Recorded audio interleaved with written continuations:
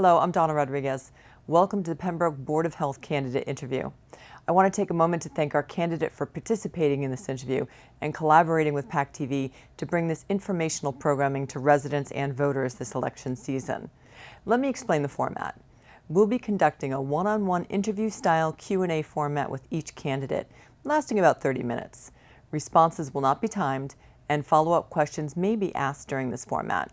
We aim to ask up to 4 questions, but that will depend on the length of the responses, along with any follow-up discussion during this exchange. Candidates will be allowed to address anything not covered or that they would like to add clarification to at the end of the interview in their closing remarks. So let's get started. We're going to be speaking today with Tommy Driscoll, one of the 2 candidates for the Pembroke Board of Health in the Pembroke Town election. Tom, thank you so much for joining us. Thank you for having me. It's great to have you in studio for this today. I haven't done this in studio in a long time. We've been doing mostly Zoom. This is great. So let's start off right with talking about COVID. Sure. I think the the number one thing on everybody's and having weathered a global pandemic. Yeah. And thinking about our boards of health really.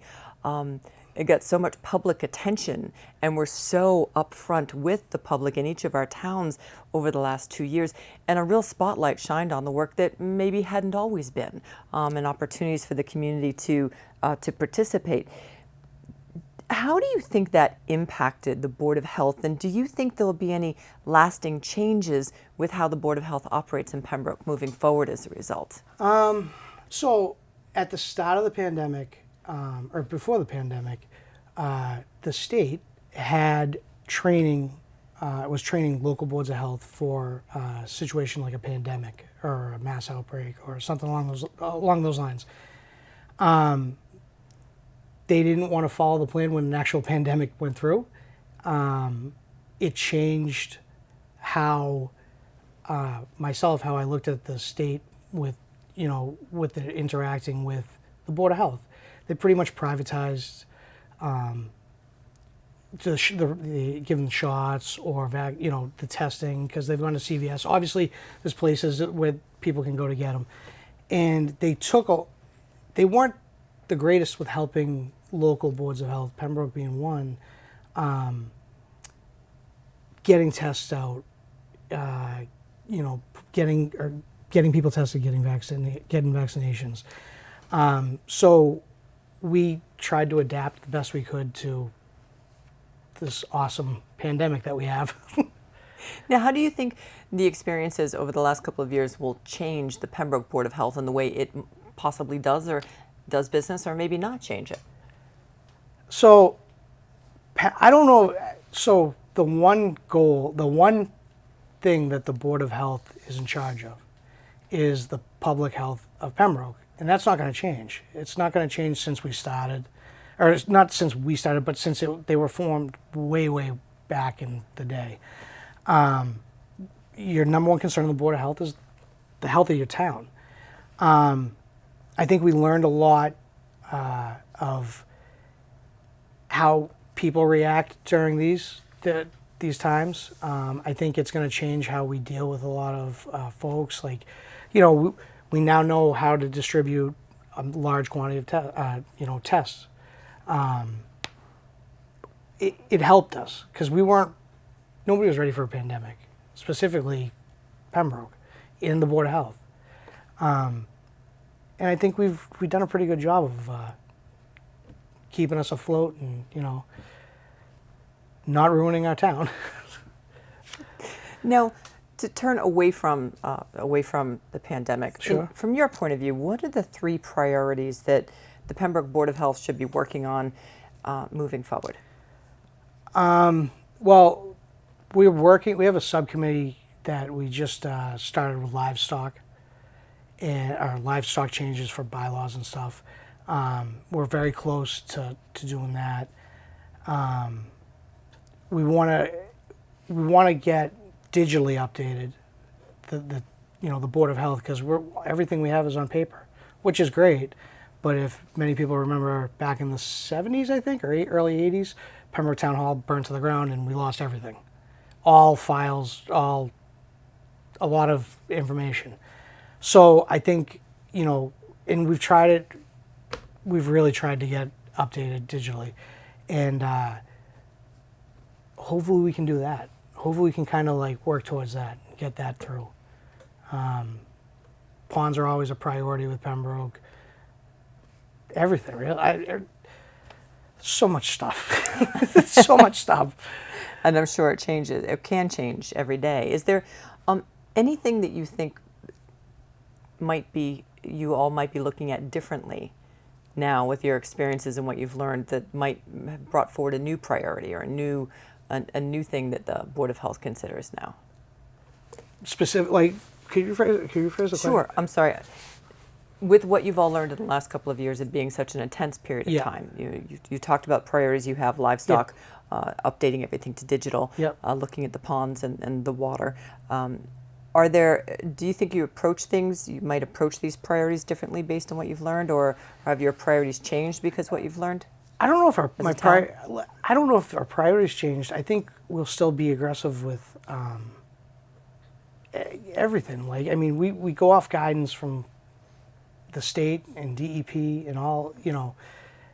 How is it going to change? I don't know if it's going to change how the Board of Health. I mean, I'm sure it will in some ways. I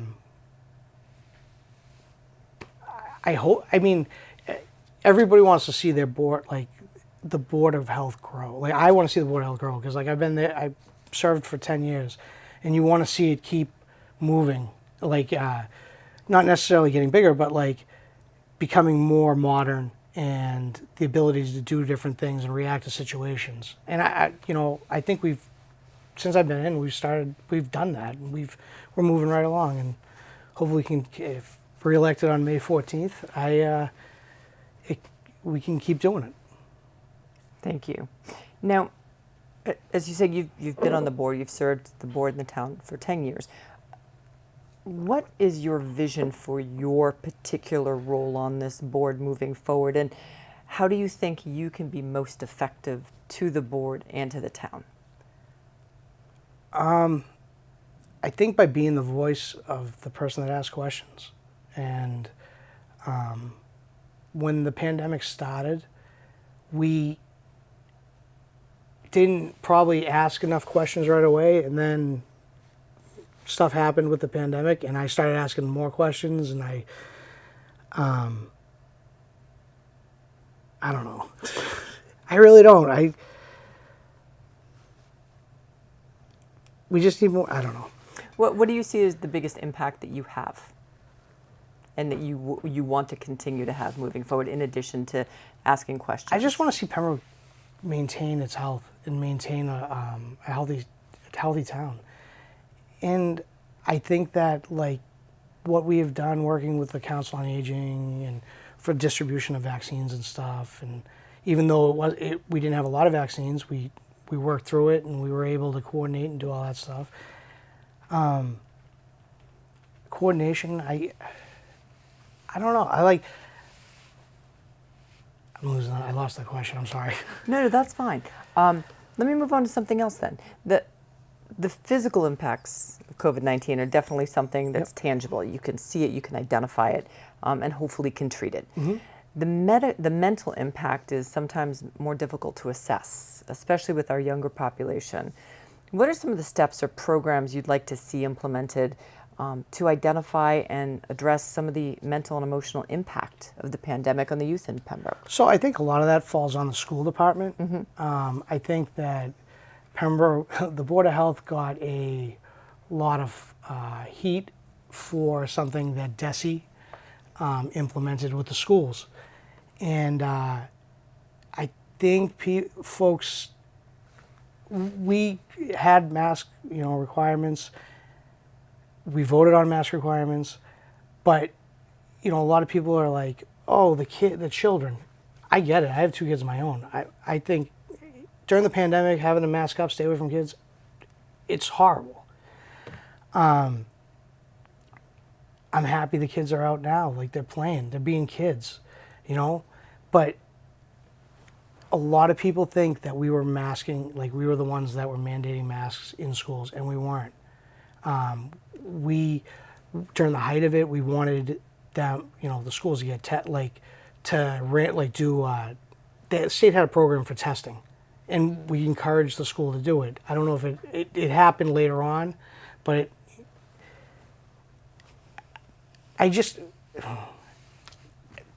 you're asking about programs for kids. I think allowing kids to be outdoors and socialize how kids should be, and everybody was trying to do what was in the best interest with the information that we had at the time. And I think a lot of people aren't grasping that. Like we're learning, as a lot of folks are learning about the COVID and how it affects folks with children that have disabilities, or, with the masks and whatnot. We're aware of that, but that wasn't our call. That was Desi, and like I said, we took a bunch of heat on it, and it's simply wasn't us. And I think that's a good point, that there are some roles that the Board of Health can play and some that they can't. Yeah. Do you see are there any roles that the Board of Health can play that you think are appropriate in collaborating with the schools around mental health for the kids? I mean, I do, but the school is very. We can encourage, we can try to give guidance to, but the school department's gonna do what the school department feels right is best for the kids, and I think that's what we've done. Over the course of the pandemic, we've collaborated with the school. We've talked to the school, and this is what we're getting from the state. This is what is happening. This is what we think you should do, but do what you guys want to do. And your role also, the Board of Health's role, is to communicate information from the state, from a number of different resources with the community. So myself, I was part of the sports, the coach, Jeremiah Tabor, and a bunch of the presidents of the youth sports, and I believe Dave Boyle, who's on the school committee, all joined this group where we talked about what was going on in town, talked about, how the rates, what's going on, what do you guys, so there's a lot of we did very well communicating, we tried. And a key, as you're saying, a key to what any town board is being able to communicate with the residents and keeping them informed and up to date. What do you think the best ways that the Board of Health can communicate directly with the residents? So, obviously, internet and social media and whatnot. I did a lot of interviews for COVID in Zoom from my basement, or a reporter would show up and be 6 feet away, and we'd have communication. And honestly, there's so much information out there. People are getting misinformation from YouTube and all sorts of different places. And they're just trying to search for information. And I really feel like social media is where, getting our point out or telling, this is what we're doing. And I think we've been pretty good at that. We've never tried to hide from anything, or, contrary to popular opinion, we're pretty open and upfront. Now, I want to give you a few minutes to be able Sure. to talk directly to the residents and voters. Tell them, why you want to stay on the Board of Health, what you want to offer to the town, and if there's anything about you specifically you think people don't know, you'd like to share, or anything you didn't get a chance to talk about today. So, Pembroke, we've had a hard 2 years. Would you say 2 years? On May 14th, 2022, I humbly ask for your vote. I think that we've done the best we possibly could during this pandemic. Not only with pandemic issues, but with livestock issues, septic issues, all sorts of good things, which a lot of people don't talk about because they don't know that's involved with the Board of Health, and then they realize that's involved too, and they get concerned. They're like, oh, I didn't know all that stuff. But I ask you to give me another 3 years. Help us keep growing the board. Excellent. Thank you so much for being a part of this today. We really appreciate your time. Thank you for having me. I really do appreciate it. Excellent. And also, for our viewers, we want to thank you for joining us. Tommy, we wish you the best of luck in your campaign and on Election Day. And for those of you watching at home, if you're interested in seeing replays of this interview, please visit our website, pactv.org/elections, for replay times and online viewing options, including PAC TV's on-demand and streaming service, PAC TV Prime. And please make your choices heard by voting in the election on Saturday, May 14th. Thank you and good day.